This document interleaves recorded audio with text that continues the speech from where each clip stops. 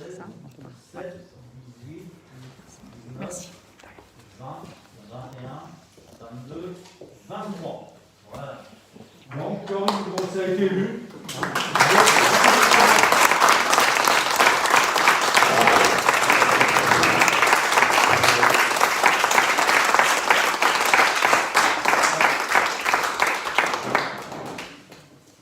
c'est le bleu du côté du clou. Voilà, Corinne.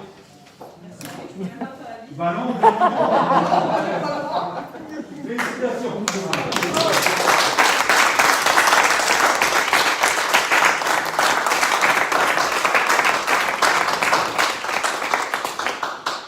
C'est concret, Ah, ça y est, maintenant, ça y est. Alors maintenant, ben, je te passe la parole. C'est vraiment qui prend le relais. Merci Voilà. Henri. Voilà. Merci Corinne. Et puis, Merci Henri d'avoir fait le tirage. J'ai du gel hydroalcoolique là sur eux. Je joue un peu à ma mère masquée ce soir.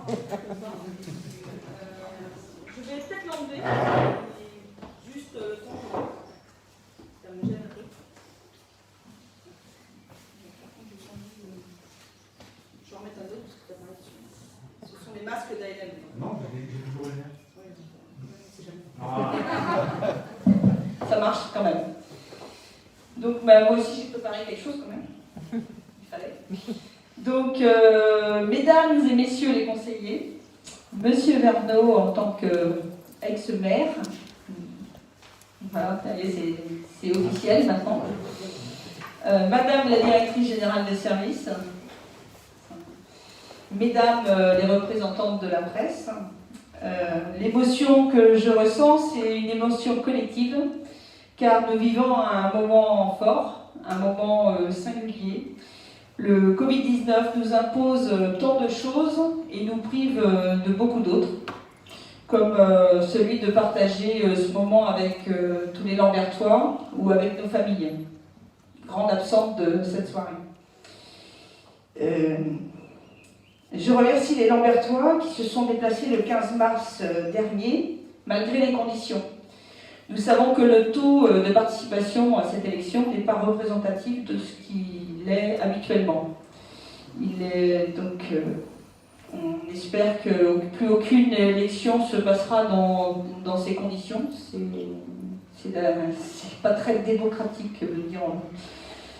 Mais je tiens quand même à tous vous féliciter. Vous avez été élus, bien élus, il n'y a aucun problème là-dessus. Et je vous remercie surtout pour votre patience. On a un petit peu eu le temps de savourer la victoire, c'était quand même un peu long. Je n'oublie pas Magali, qui n'est pas là ce soir, et Cédric Lalonde, qui ont été élus, mais qui ne siégeront pas pour l'instant. Nous tous, autour de cette table, nous devons garder à l'esprit que nos habitants nous confient l'avenir de Saint-Lambert. C'est une lourde responsabilité, mais une responsabilité exaltante. C'est aussi une responsabilité qui impose une certaine humilité. Nous nous inscrivons dans une continuité, dans une continuité et dans l'intérêt général.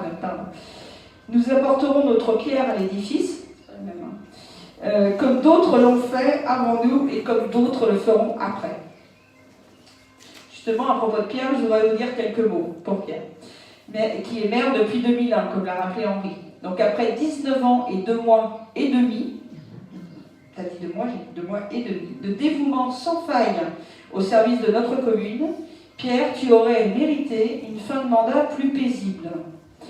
Avec les 3 conseils successifs, tu as fait de Saint-Lambert une commune où il fait bon vivre, une commune attractive, une commune agréable. À tes côtés, nous avons beaucoup appris. Il faut dire que ce n'est pas difficile, car tu es un geyser de connaissances. Ta mémoire est impressionnante, ton analyse en toute situation est vive et juste. Les élus présents à tes côtés n'ont pas démérité. Les débats ont parfois été houleux, mais toujours constructifs. Je salue à cette occasion le travail accompli par les conseillers municipaux successifs. Jean-Paul Gallo, ici présent, adjoint aux affaires scolaires puis conseiller délégué à la jeunesse, a accompli ses 3 mandats, ainsi qu'Henri Voisine, adjoint à l'urbanisme. Messieurs, votre investissement, votre expérience et votre expertise ont été très bénéfiques pour Saint-Lambert. Merci à Henri qui reste à nos côtés dans une optique de transmission et de savoir. Transmission de son savoir, comme tu veux. Pierre, Jean-Paul et l'ensemble des élus sortants, nous savons que vous continuerez à suivre et à veiller sur notre action. Je suis persuadée que vous trouverez des occupations tout aussi passionnantes et trépidantes. Les Lambertois, au travers de nous, vous remercient chaleureusement. Et je souhaite qu'on les applaudisse encore une fois.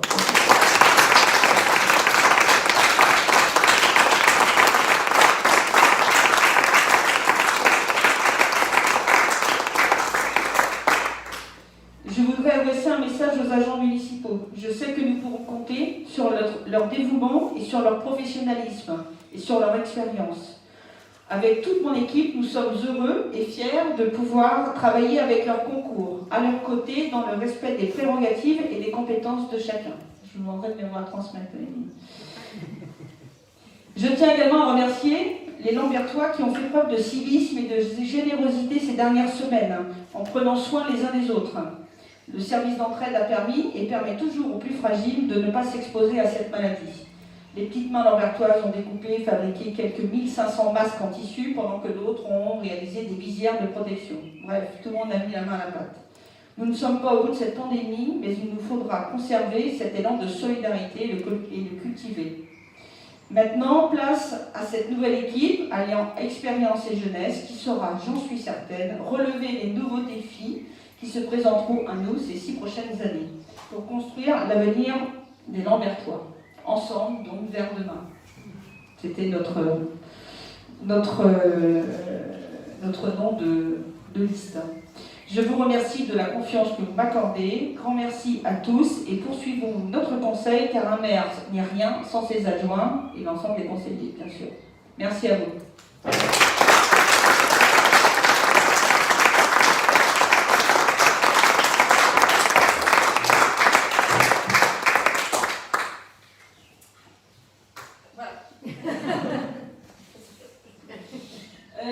Donc, nous passons à la deuxième délibération de la soirée pour la fixation du nombre des adjoints.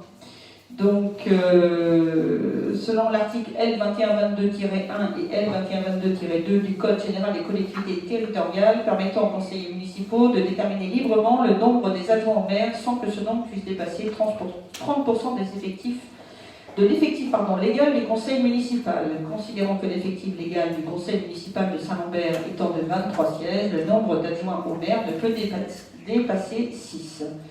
Donc je vous propose d'accepter cette proposition de 6 adjoints pour notre conseil. Donc je mets au voix, c'est comme ça qu'on dit. Qui est pour cette délibération? Alors, je ne vois pas tout le monde. Qui s'abstient? Qui est contre? Donc 23. Tu as voté 2 fois, oui? Tu as voté un tour. Enfin, j'ai pas vu. Donc cette délibération est adoptée à l'unanimité. Prochaine délibération. Élection des adjoints au maire. Il a été procédé ensuite sous la présidence de Madame Procet, élue maire, à l'élection des adjoints qui s'est déroulée au scrutin de liste à la majorité absolue, sans panachage ni vote préférentiel, en application de l'article L2122-7-2 du Code général des collectivités territoriales. Sur chacune des listes, l'écart entre le nom des candidats de chaque sexe ne peut être supérieur à 1, sans qu'il y ait obligation d'alternance d'un candidat de chaque sexe. Si après 2 tours de scrutin, qu'une liste a obtenu une majorité absolue, il est procédé à un 3e tour de scrutin et l'élection a lieu à la majorité relative. En cas d'égalité de suffrage, les candidats de la liste ayant moyenne d'âge la plus élevée sont élus. Déjà, est-ce qu'il y a plusieurs listes d'adjoints? Est-ce qu'il y a au moins une liste d'adjoints? Oui, il y a une liste d'adjoints. Bon. Donc Delphine, tu présentes une liste d'adjoints, c'est ça? D'accord. Donc est-ce qu'il y a d'autres listes d'adjoints? Donc nous allons pouvoir procéder au vote des adjoints. Donc Delphine, vous distribuez ces listes. Tu distribues à tout le monde. Et puis on est reparti avec la boîte. Émilie va venir vous voir. Donc on vous laisse. Voilà, on vote. Donc bulletin secret, encore une fois. choses à écrire.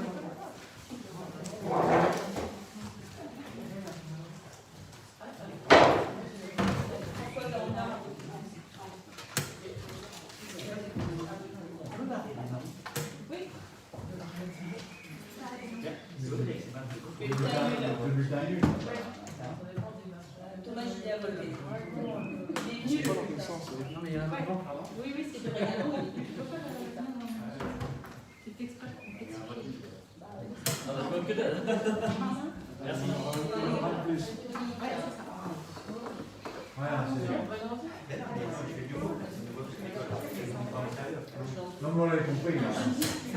Le problème, c'est qu'on ne peut pas voir les sourires. C'est vachement dur, pardon. Hein? Ouais. Moi, je suis là.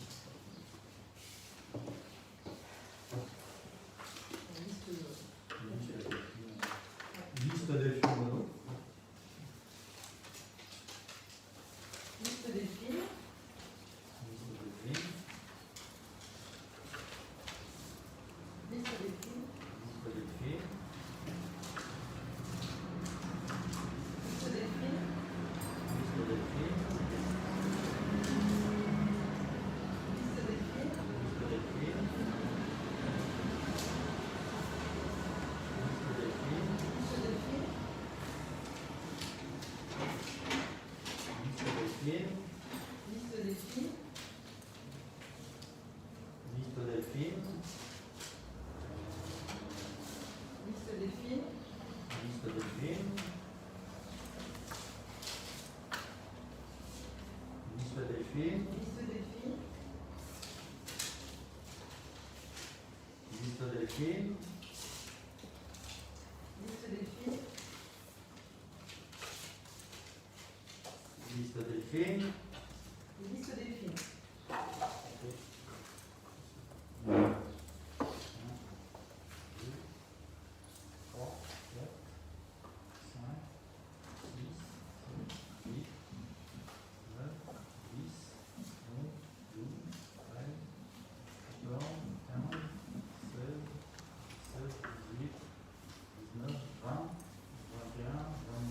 23. Donc la liste de Delphine Baudot est élue à l'unanimité. Donc première adjointe Delphine Baudot, second adjoint moi-même, troisième Françoise Doromler, quatrième Didier You, cinquième Christine Gardreau et sixième David. Voilà. David Echer. Donc les délégations par contre seront données par Madame le maire. Chacun des adjoints, sur les délégations. Les délégations sont données par arrêté de mission. Oui, c'est ça, du maire. C'est pas le conseil municipal qui donne les délégations. Mais on peut peut-être. On va plus. Voilà. Donc Delphine Baudot, première adjointe, aux affaires scolaires et à la jeunesse. Deuxième adjoint Henri Voisine, adjoint à l'environnement et l'aménagement du territoire. Troisième adjointe Françoise Deromblard, adjointe aux affaires sociales et CCS. Quatrième adjoint Didier You, adjoint aux bâtiments voirie, travaux. Cinquième adjointe Christine Perdreau, adjointe à la vie associative, à la vie culturelle et sportive. Sixième adjoint, pardon. C'est ça, oui, c'est ça, j'en ai pas oublié. Sixième adjoint, David Eschlar, adjoint aux finances. Voilà. Donc merci, félicitations, bravo à vous, on peut les applaudir.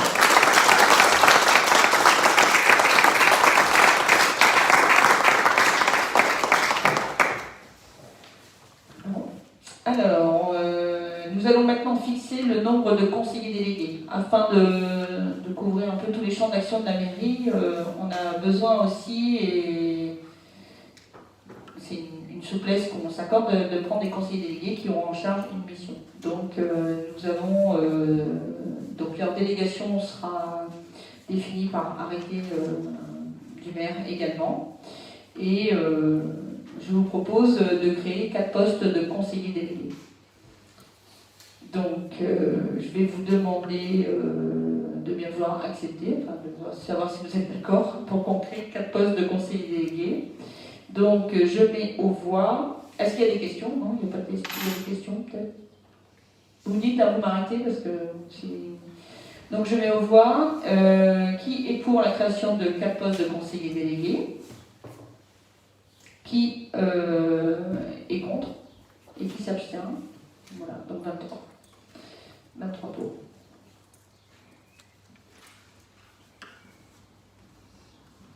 Donc, dans les. Je ne vais pas en faire un grand mystère non plus, puisque les conseillers délégués, on en a parlé ensemble. Hein, puisque... Donc, nous avons Thomas Gillet qui sera conseiller délégué à la jeunesse et au CME, donc, qui fonctionnera avec Delphine, régulièrement avec Delphine. Marc Berthereau qui sera conseiller délégué à l'urbanisme, plutôt l'urbanisme de projet. C'est dans notre idée de transmission, de savoir et de compétences, de relais, de passage de relais. Voilà, c'est dans cet objectif-là que nous avons voulu ce poste. Nous avons Dominique Lamour qui sera conseiller délégué aux espaces verts. Donc il sera souvent en contact avec Didier. Et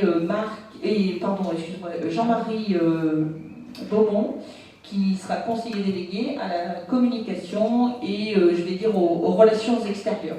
Donc relations habitants-mairie, entreprise-mairie. Donc leurs délégations seront réalisées, précisées, voilà, par arrêté du maire. Donc maintenant, nous allons passer à la fixation des indemnités. Est-ce que toute personne a le tableau là? Non. Non. Non, on va pas le projeter. Donc, fixation des indemnités du maire, des adjoints et des conseillers délégués. Donc, je vous donne lecture au conseil municipal des dispositions relatives au calcul des indemnités de fonction des maires et adjoints issues des articles L2123-20-1 et suivants du Code général des collectivités. Ça s'appelle le CGCT. Hein. Là, on dit le Code général des collectivités territoriales, mais on CGCT. Elle rappelle que le conseil municipal, et je rappelle, pardon, parce que elle, c'est moi, apparemment. Je ne veux pas la troisième personne de moi encore, dépendamment lui. Je rappelle que le conseil municipal doit se prononcer sur un taux pouvant être différent pour le maire et chacun des adjoints, applicable à une valeur maximale variant selon la population de la commune. Considérant que la commune compte actuellement une population municipale totale de 2872 habitants, je décide, les indemnités listées ci-dessous seront versées, c'est dommage, ça va peut-être faire qu'on le projette quand même, seront versées à compter du 25 mai 2020, les indemnités du maire L2123-23, des adjoints, j'ai oublié les trucs, les indemnités du maire L2123-23, des adjoints L2123-24 et des conseillers délégués 2123-24-1-3 sont calculés par référence aux barèmes fixés aux articles du Code général des collectivités territoriales pour la strate de population correspondant à celle de la commune, voilà, par rapport à la strate de notre commune. Sachant qu'elles ont été revalorisées là, pour ce nouveau mandat, puisqu'il y a eu, suite au grand débat l'année dernière et à la présence de notre président auprès des maires, et pour faire baisser un peu la tension chez les maires, il avait été décidé d'augmenter les indemnités des maires. Donc, c'est parfait, c'est pas grave. Vous voulez qu'on appuie sur le bouton? Non, je sais, je suis bien. Donc en fait, on va vous diffuser le tableau.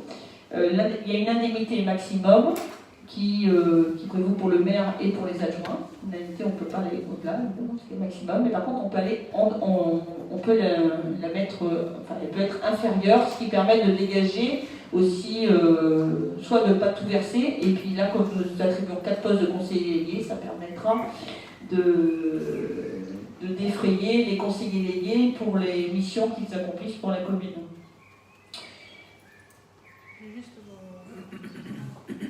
Voilà. Non, c'est bien un peu plus haut. Voilà. Donc l'indemnité maximum pour le maire, elle est de 51,6% de l'indice 1027 de la fonction publique. Donc moi je vous propose qu'elle soit à 39%. Pour les adjoints, l'indemnité maximum est de 19,8%. Je vous propose qu'elle soit à 16,5%. Et ce qui permettra pour les conseillers délégués, il y en a un autre en dessous, de pouvoir voter une indemnité de 8% de l'indice 1027. Par rapport au précédent mandat, c'est une augmentation de 10% à peu près sur les indemnités. Il avait été voté que l'indemnité maximum elle est augmentée de 30% pour les maires et 20% pour les adjoints. Donc nous, avec ce système de calcul, ça permet de répartir un peu différemment. Donc voilà, c'est sur ce tableau que... Alors s'il y a des questions, j'espère que je pourrai y répondre. S'il y a des questions, allez-y. Si quelqu'un a des questions. Bon, ben je vous demande on va voter. Donc, je vais quand même rappeler que ces indemnités subiront automatiquement, immédiatement, les majorations correspondant à l'indice brut terminal de l'échelle indiciaire de la fonction publique. Les crédits nécessaires sont inscrits au compte 6531 du budget primitif 2020. Donc, le conseil, après, va libérer. On va voter. Donc, qui est pour cette répartition des indemnités? Qui s'abstient, pardon. Qui vote contre? Bien, regardez ses amis. La voté contre. La voté contre.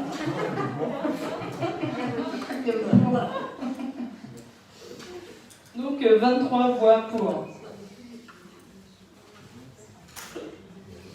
Donc une nouvelle délibération sera l'avant-dernière.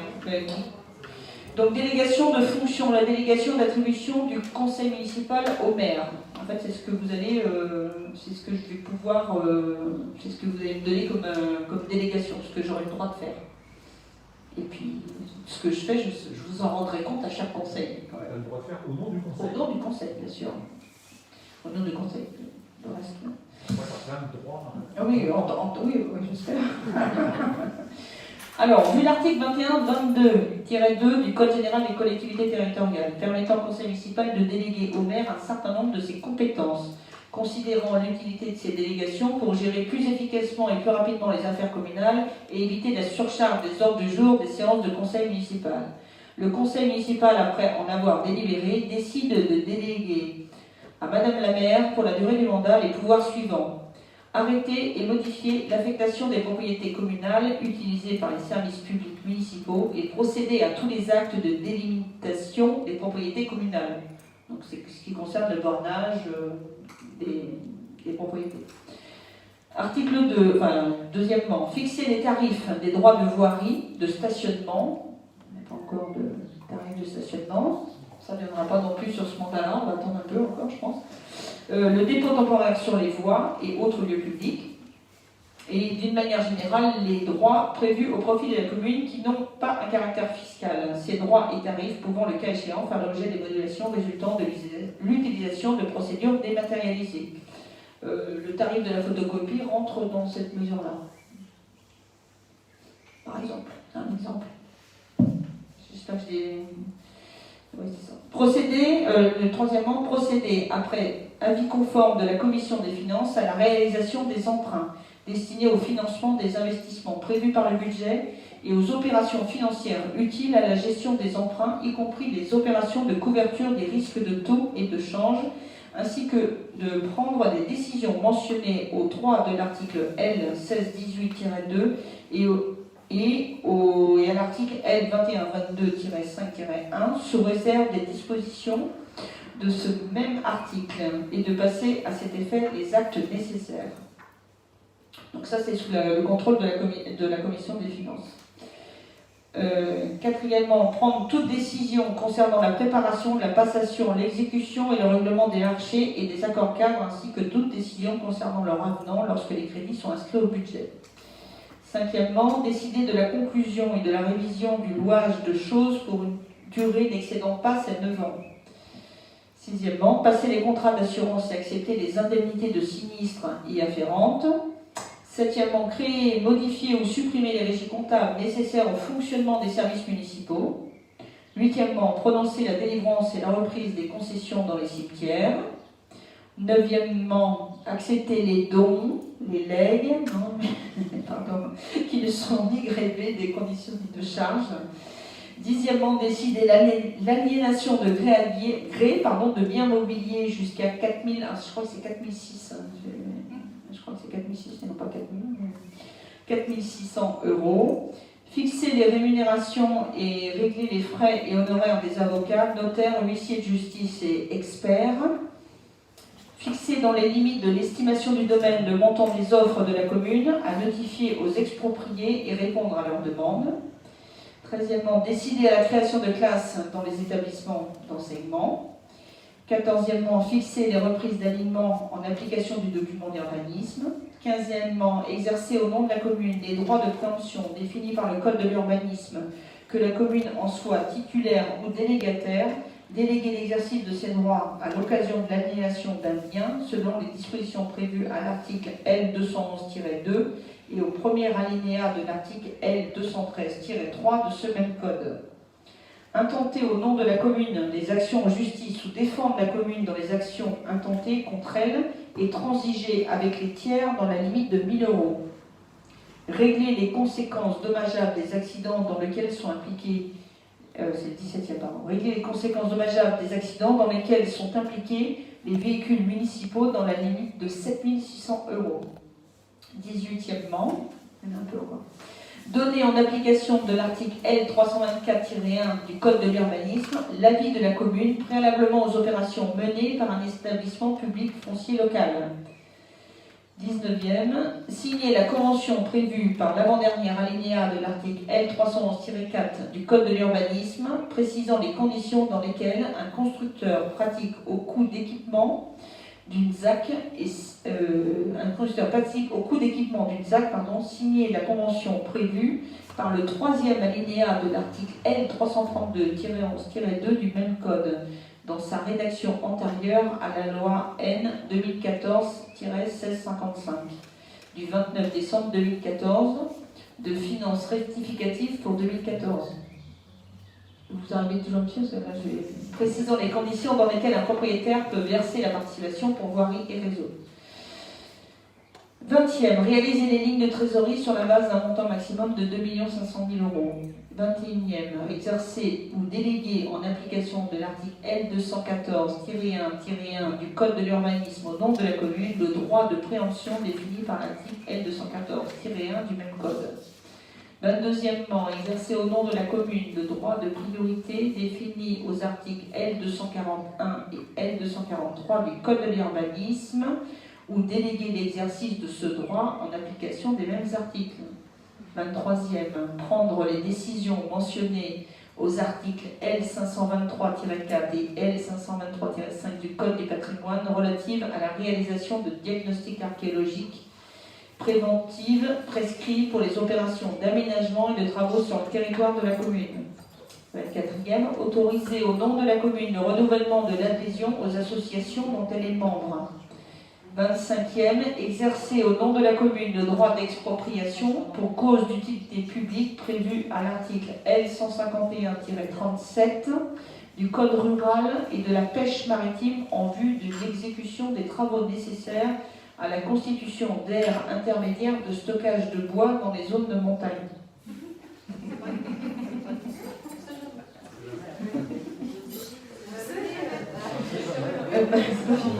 26e, demander à tout organisme financeur l'attribution de subventions.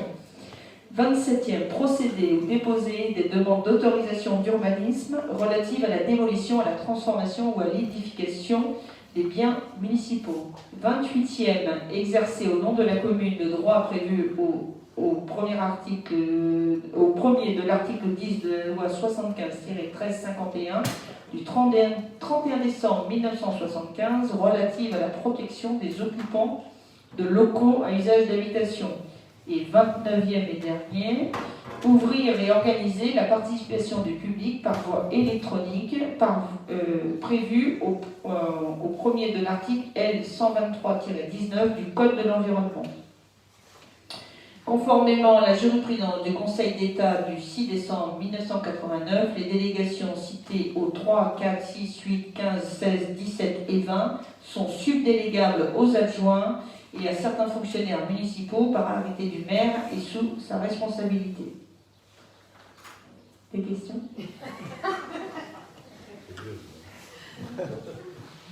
Donc s'il n'y a pas de questions, je vais au point. Qui vote pour déléguer toutes ces missions au maire? Qui s'abstient? Qui vote contre? Merci. Et pour la dernière délibération, je vais passer la parole à David. En fait, on est obligé de passer une décision modificative au niveau du budget. Donc, tu veux le micro, tu fais comme ça. Bon, comme ça va aller. Oui, enfin. Moi, je ne mettrai pas adjoint en finance, parce que pour l'instant, il n'est pas adjoint en finance, il est adjoint. À toi. Il n'a pas son D'accord. Donc, M. David Eschla, adjoint, expose. Voilà. Donc la commune a acquis des terrains auprès de monsieur, madame, et en a rétrocédé d'autres en contrepartie pour information de la délibération D2109-90. Cette opération a été prévue comptablement comme une acquisition-vente de parcelles avec un budget dans les chapitres correspondants. Cependant, il s'agit d'une opération d'échange de parcelles et de ce fait, cela engendre des opérations d'ordre budgétaire. Pour pouvoir réaliser ces opérations, il faut donc ajouter les crédits nécessaires au chapitre 40, 42 dans les différentes sections. Alors, ça a quelques implications en fait sur les recettes et les dépenses de fonctionnement et d'investissement. Donc, en recette de fonctionnement, on va augmenter les recettes de 38 000 euros sur le chapitre 42 et on va augmenter les dépenses également sur le chapitre 42 de 38 000 euros, de telle sorte qu'en section de fonctionnement, cela s'équilibre. En investissement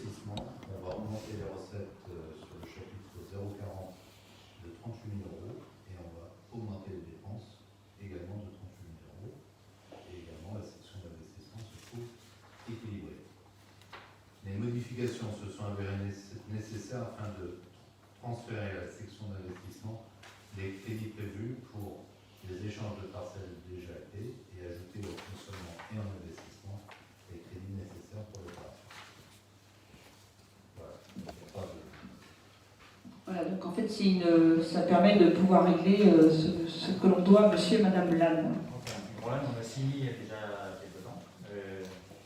On croyait avoir. Enfin, on a l'argent dans le budget, mais on n'était pas sur la bonne ligne. Parce qu'on a voulu faire simple, en se disant donc, on fait de la compensation puisqu'il y a un échange. Sauf que budgétairement, c'est plus compliqué que si on avait payé ce qu'on achetait et qu'eux, ils nous payaient ce qu'on vendait. Donc, du coup, il faudrait repasser cette délibération. Du coup, on est obligé de modifier le budget. Et du coup, ils ne sont toujours pas payés. Voilà. Donc en fait, c'est pour ça qu'on l'a pas ce soir, puisqu'ils auraient déjà dû recevoir. Alors avec, comme on a tardé dans les conseils, le plus tôt sera mieux pour eux, pour garder de bonnes relations avec monsieur et madame Lannes. Donc je mets aux voix. Est-ce qu'il y a des questions là-bas?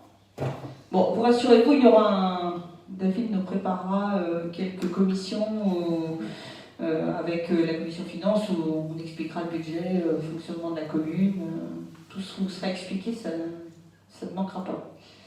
On verra ça plus tard. On vous expliquera aussi donc les différentes propriétés qu'a la commune à différents endroits qu'on a acquises au gré du temps en fonction des opportunités. Dans quel objectif et dans quelle logique on a fait ces acquisitions. Celle-là, notamment, on ne va pas rentrer dans le détail ce soir, mais derrière chaque acquisition, il y a forcément un projet. Donc je mets aux voix. Qui vote pour cette délibération? Qui s'abstient? Qui vote contre? 23. Donc voilà que s'achève le premier conseil municipal sous ma responsabilité. Donc je vous remercie. Donc il est 19h37. Actuellement, je pense que ça aurait pu se terminer par un coup, mais Covid oblige, voilà, on peut pas. Donc c'est bien dommage. On aura le. Oui, Michel? On va faire des photos. Ah, Michel veut qu'on fasse des photos. 1 mètre de distance, voilà. On va essayer de s'organiser dans la semaine d'or. Donc je vous Avec le masque, on peut s'approcher du masque. Ah, avec le masque. On va le. On fait ça dehors sans masque, on peut le faire. Ah oui, 1 mètre de distance. Voilà. Soit on peut le faire sur les escaliers derrière en bas, C'est pas mal. ou devant la salle du conseil. À votre convenance, madame. Là-bas, ça serait